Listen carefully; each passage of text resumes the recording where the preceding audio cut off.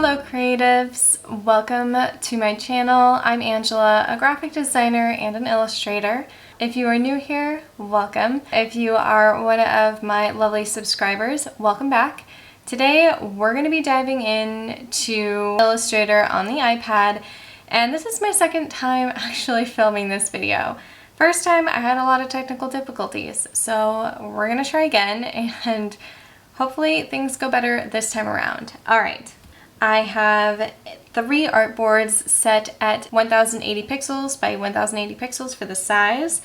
I'm going to create a lovely logotype, and this is going to be done using the pen tool. So we're going to be making logos today and modifying some type with a new font that I found that I am kind of obsessed with at the moment. Also, if it's showing up on camera, there is an explanation for this little bit of damage over here on my iPad. If you guys want to know that explanation, it's going to be over on my second channel. I have a vlog channel that is always linked in the description box for you guys. If you want to know what I get up to on a daily basis / weekly basis, the explanation's over there. So let's dive in. I'm going to create some layers. We're going to start on layer 1. Let's go over to artboard number 1. For this artboard, I'm going to do a very simple color change here for the background, just so it makes it slightly easier to see. Maybe one of these days I'll do this like on a time crunch. That would be really fun to do. Alright, so we are on layer 1, and let's choose our type tool over here on the left toolbar. Just tap anywhere on the screen. Now, I had pre-selected my font. The font I'm obsessed with recently is called Ice Cream. I love how fluid it is. It's really quite fun. There is a slant and a standard version. I'm going to use the standard version. I'm going to double tap in. This is going to be Rosebuds. So this is going to be a fun self-initiated project for a company called Rosebuds. In the precision panel, which is the third icon on the right toolbar, you can turn on your guides. I have mine turned on to smart guides, so that way they help me as I am moving things across the artboard. You can change the color of them too. In fact, I might just do that right now. I'm going to change them to a dark green. We have our rosebuds here, and let me show rulers. So let's go back into that precision panel over here. I'm going to turn my rulers on so I can pull some guides. Tap and drag, and the guides will be shown. There we go. And I'm pulling these guides so that way I can keep everything in line. There we go. From here, we are going to modify this logotype here. When it comes to making logotype, you don't just want to stay with the typical typeface that you are using. You do want to modify it a bit. I have to also fix this logotype as well. There is a spacing issue right here, so let's choose the type tool. And sometimes, I'm going to double tap in, sometimes you will have to do this where you have to fix the logotypes or where you have to fix the font and spacing and stuff. So I'm going to put in about 20. That look, let's see. It looks better. It looks better. Let's increase it. 25. I don't want to increase it too much, but I do want to increase it to where it looks more like the D over here, between the U and the D. Okay, I think that looks much better.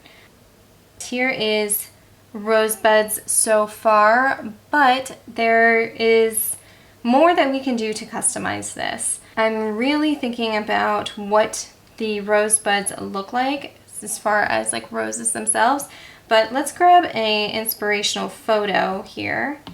I'm going to go to my place icon over here on the left toolbar, place a photo, an inspiration photo here of a rosebud. Here is our reference, and it kind of looks like it would go well with the U, but sometimes that can be considered a little bit cliche. I want to use the O instead, so let's use the O and let's make a beautiful rosebud out of it. Take this font, we're going to select it, and we're going to create outlines for the text. And the reason we're going to do that is so that we can then modify it even more. Go over here to this type panel over here on the right toolbar, select outline text. It outlines all the text into paths. So these are workable paths.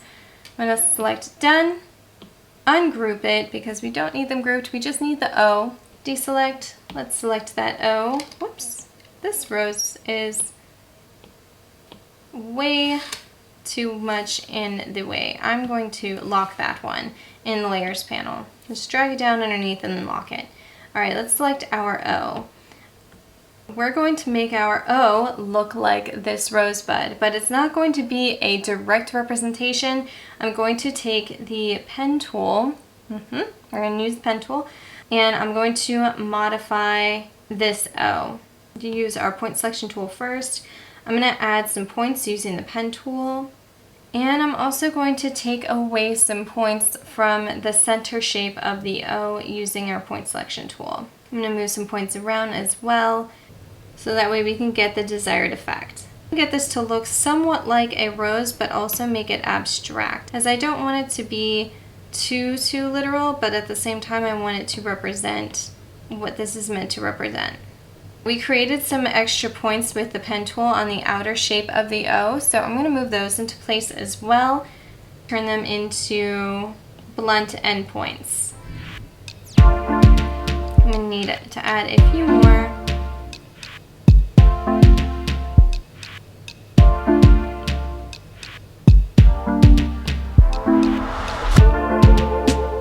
For the shape that went through the center, release the compound path on this, and let's make this white. There we go. Select both of these objects, go to the combined shapes, or it's also known as Pathfinder on the desktop version, panel over here to exclude the overlap, and then convert it to a new path.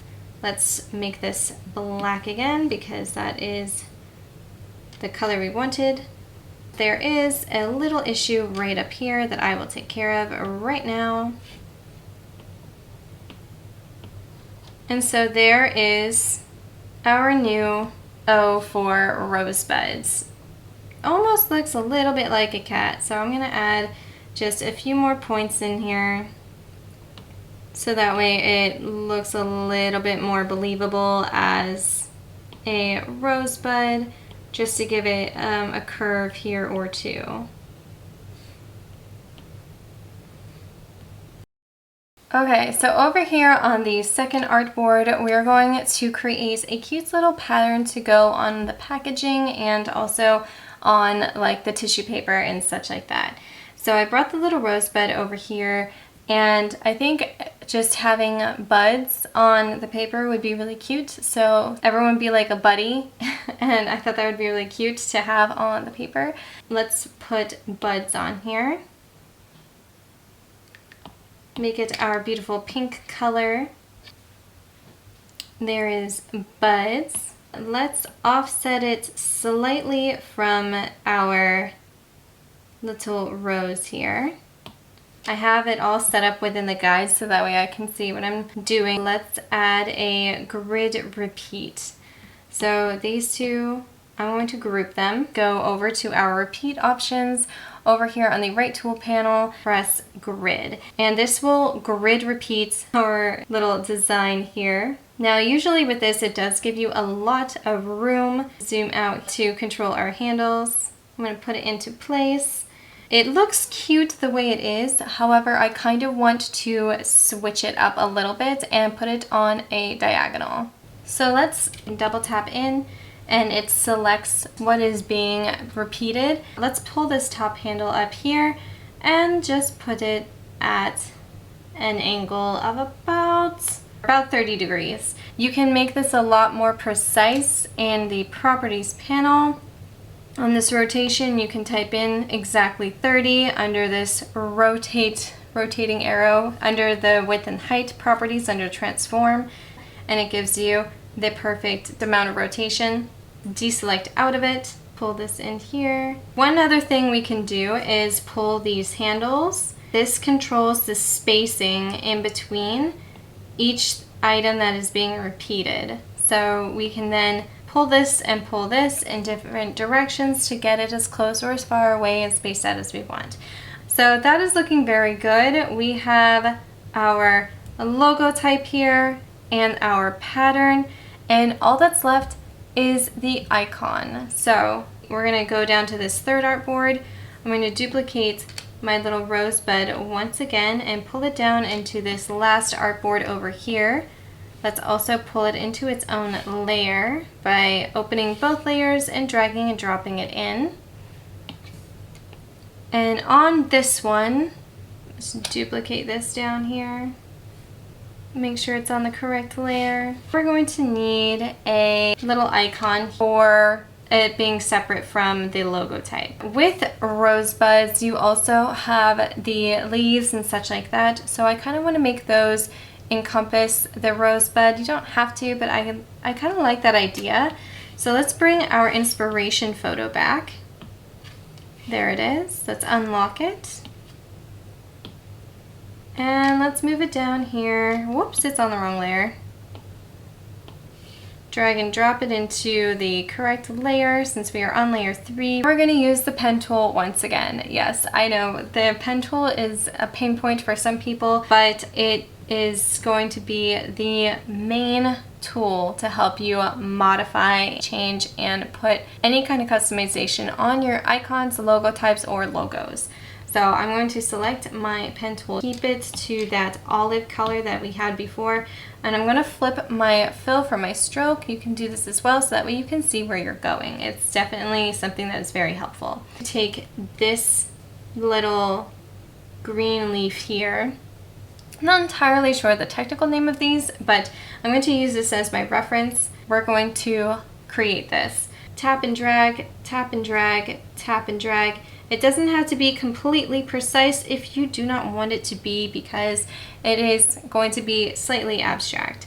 If you want to change directions and break your handles, is what it is called, you hold down your touch selector over here, tap and drag the handle in whatever direction you need it to if it's going in an opposing direction to the other handle.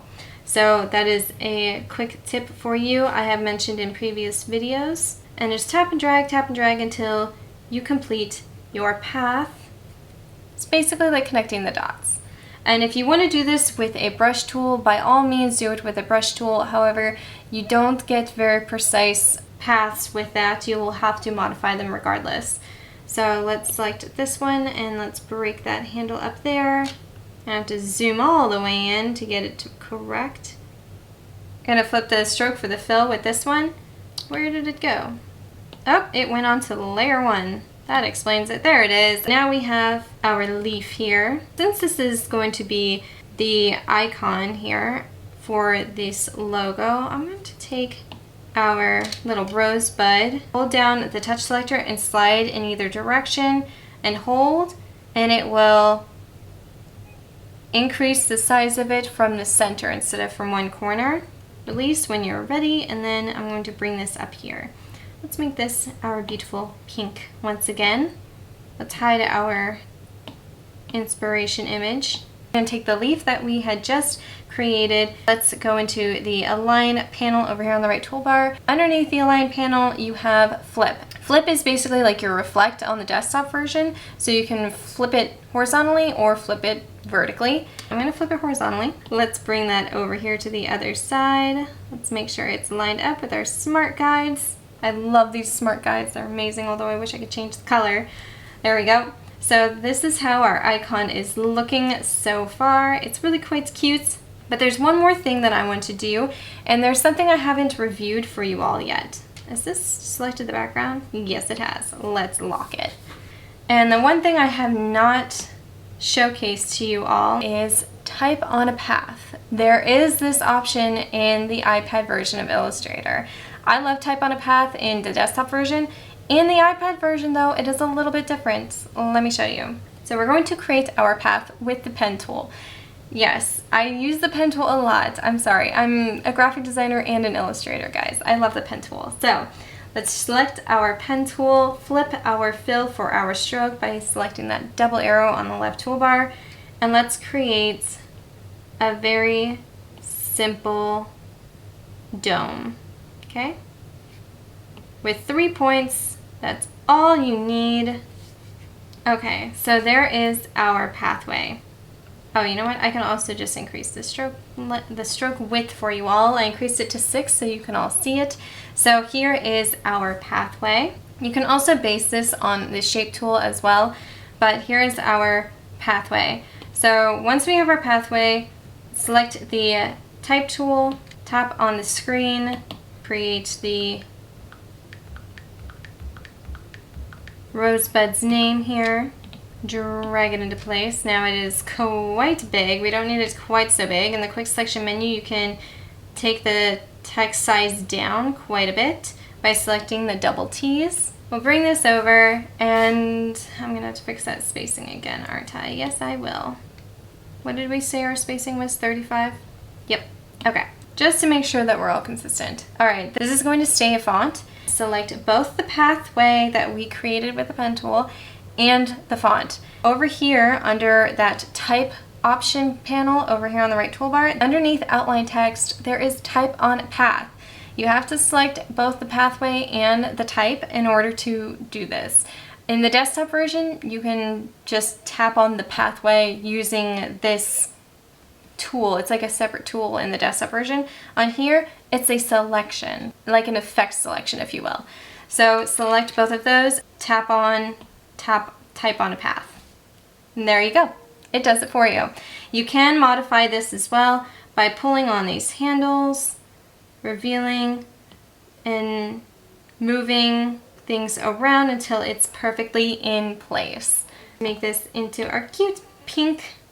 There is our icon shape here. There's something bothering me about this, and I think I know what it is. It's definitely the placement of this. There we go.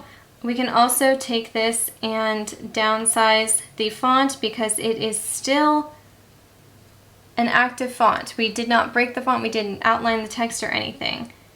You can also adjust your type on a path settings at any given moment.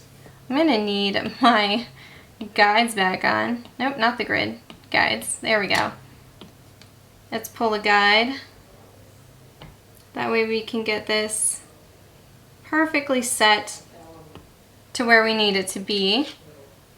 And then let's zoom out and let's look at it. Does it look good? Does it look too big still? Let's see, it looks a little too high, this.